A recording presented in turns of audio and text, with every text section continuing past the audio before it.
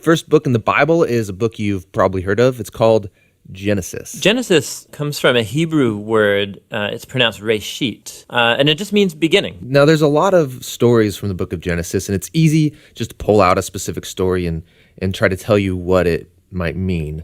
But we think the best way to understand this book is to look at the book as a whole and show you how the whole thing is designed. The book is designed to fall into two main parts. You have chapters 1 through 11, which is telling the story of God and the whole world.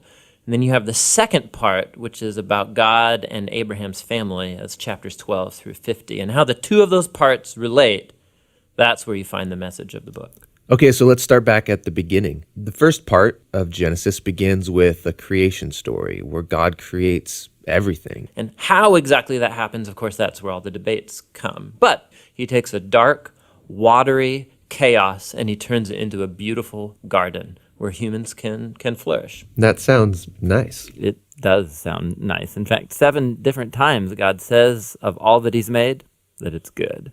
And this is where we meet the first human characters in the Bible, Adam and Eve. They're both individual characters, but they're also representative. Adam is the Hebrew word for humanity, and Eve is the Hebrew word for life. And God creates them in his image. In other words, humanity reflects, or is meant to reflect, the creativity, the goodness, and character of the Creator out into the world that he's made. And they're supposed to reproduce and make cultures and neighborhoods and art and gardens and everything else. But he gives them a moral choice about how they're going to go about building this world. And this is what the tree of the knowledge of good and evil is all about. And he tells them, don't eat of the fruit of this tree or you will die. What's that all about? So up till now, God has been the one defining and providing what is good. And so God is the one with the knowledge of good and evil. But now this tree represents a choice. Will the humans trust God's definition of good and evil, or are they going to seize the opportunity and define good and evil for themselves? And Adam and Eve eat the fruit. This is the core biblical explanation for that concept of sin, that desire to call the shots myself.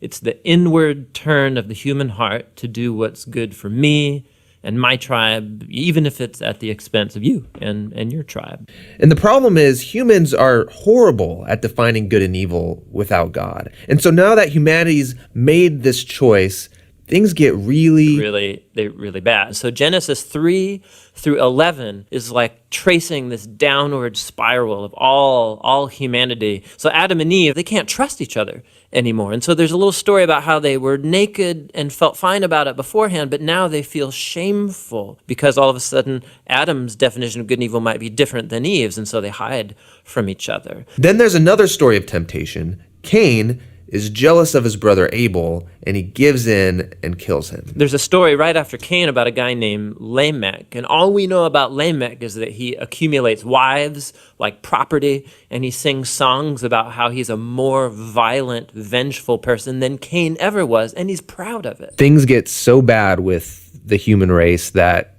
we see God decide to just wipe us out.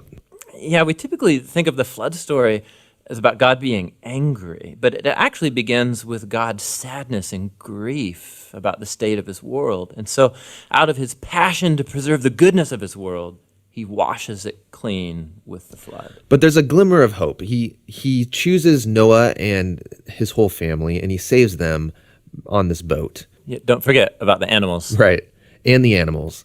So Noah and his family are going to reboot all of humanity. I mean, he must be a pretty great guy. But this is the story most people don't know because it's kind of weird, is that Noah gets off the boat and he plants a vineyard and he gets totally plastered, and then something sketchy happens in his tent with his son. It's a tragic story. So from here, humanity grows again, but things are as bad as before.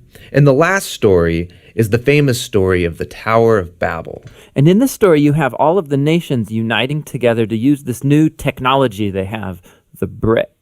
And they want to make a name for themselves and build this big city with a huge tower that will reach up to the gods. But God knows that this city will be a nightmare. And so in his mercy, he scatters them.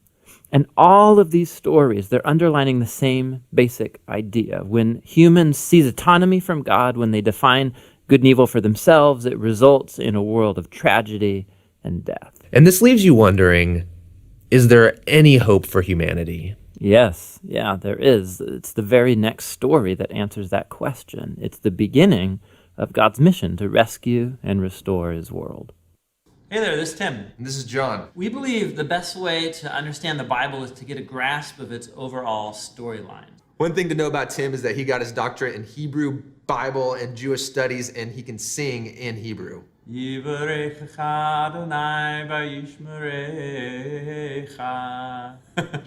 nonprofit, and we'd love to make more videos. So if you like these videos, we'd love your help reaching our next goal. Even a couple dollars would really be helpful. And you can download full resolution videos or like study guides, discussion guides at jointhebibleproject.com. It's all for free at jointhebibleproject.com.